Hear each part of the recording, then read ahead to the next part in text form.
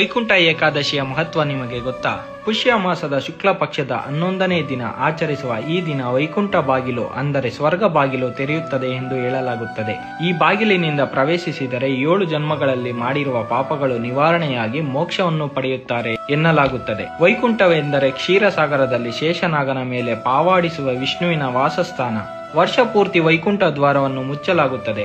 ಈ ಏಕಾದಶಿಯಂದು ಮಾತ್ರ ತೆರೆಯಲಾಗುತ್ತದೆ. ಹಾಗಾಗಿ ಈ ದಿನ ವಿಷ್ಣುವಿನ ದರ್ಶನ ಮಾಡಿದರೆ ಸರ್ವ ಪಾಪಗಳು ನಿವಾರಣೆಯಾಗಿ ಮರಣ ನಂತರ ಸ್ವರ್ಗ ಪ್ರಾಪ್ತಿಯಾಗುತ್ತದೆ ಎನ್ನಲಾಗುತ್ತದೆ.